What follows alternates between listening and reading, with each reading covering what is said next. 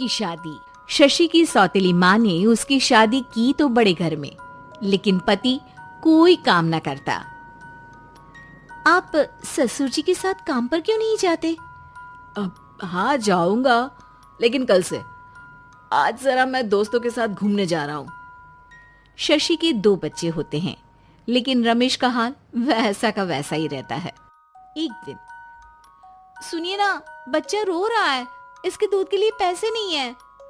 अरे तो पिताजी से ले लो ना। क्यों? अगर आप में कमाने की क्षमता नहीं थी तो शादी क्यों की? तभी घर आई बड़ी ननद बोल पड़ती है। आहा, तुम्हारी माँ को साफ साफ कह दिया था कि लड़का ना कमाता है ना कभी कमाएगा। हम 4 बहनें हैं इसका ख्याल रखने के लिए, और पिताजी का इतना सारा पैसा, तुम्हें किस चीज की कमी रखी है? लेकिन थोड़े ही सालों में तकदीर बदल जाती है। शशि का ससुराल गरीब हो जाता है। सब बिकने के बाद शशि अपने पति, बच्चे और सास के साथ किराए के मकान में आ जाती है। मैं कोई नौकरी करना चाहती हूँ दीदी। अरे इतने बड़े घर की बहू थी शशि, तुम नौकरी करोगी? नहीं नहीं नहीं नहीं। नहीं करूंगी तो घर कैसे चलेगा? बच्चों को भी तो पालना है ना। तभी शशि का भाई आ जाता है। शशि, ये ले राशन का सामान, किसी भी तरह की कोई भी जरूरत हो तो बताना। भाई, अब मैं नौकरी करूंगी। देख बहन, वैसे तो मैं तेरे साथ हूं, लेकिन हाँ, मैं ये भी चाहता हूं कि तू अपने पैरों पर खड़ी हो जा।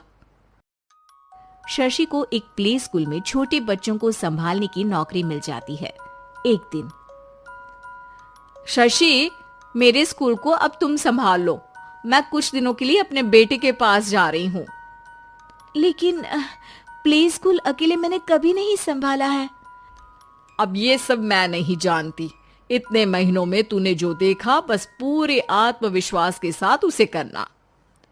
शशि नीलम के जाने के बाद पूरे 1 महीने उसका स्कूल अकेले संभालती है, और फिर एक दिन आता है जब वो अपना खुद का स्कूल भी खोल लेती है। वाह शशि, तुमने आज मेरा सर गर्व से ऊंचा कर दिया। तुम्हारा यही आत्मविश्वास तुम्हें बहुत आगे ले जाएगा। नीलम, बहुत आगे जाने की चाह नहीं है, बस ये छोटा सा स्कूल मेरे बच्चों की अच्छी शिक्षा में मेरी मदद करे, यही मैं चाहती हूँ। शशि थोड़े थोड़े पैसों से ही अपना परिवार पाल रही थी। एक दिन उसके घर उसकी बड़ी ननद आती है। अरे भाभी, घर में कूलर तो लगा लेती, मेरी माँ को कैसे पंखे में लिटा रखा है। अरे तो शशि कौन सा एसी लगा कर सो रही है, वो भी तो यहीं रहती है ना मेरे पास। ज्यादा यहाँ आकर मेरी बहू को परेशान न किया करो। हाँ, मुझे भी शौक नहीं है इस छोटे से घर में आने का।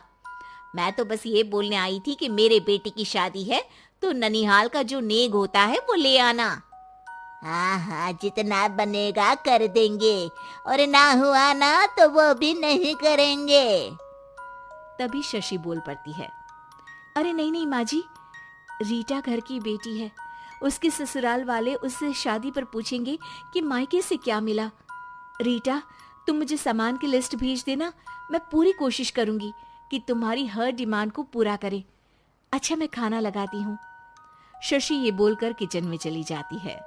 धीरे धीरे कर शशि किसी न किसी तरह अपनी सारी ननदों की डिमांड भी पूरी करती, बच्चों की ख्वाहिशें भी, और उनकी पढ़ाई के लिए पैसे जोड़ती। एक दिन जब शशि का बेटा 12वीं पास करके आता है।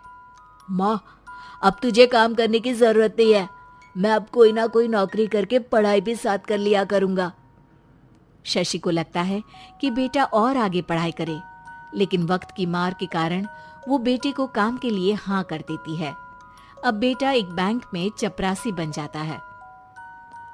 लड़का देखने में तो बड़ा अच्छा है, अंग्रेजी भी पटर पटर बोलता है, फिर चपरासी क्यों?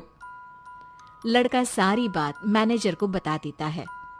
अच्छा, तो मैं तुझे एक मौका देता हूँ, तू यहाँ रहकर दूसरे डिपार्टमेंट का भी काम सीख।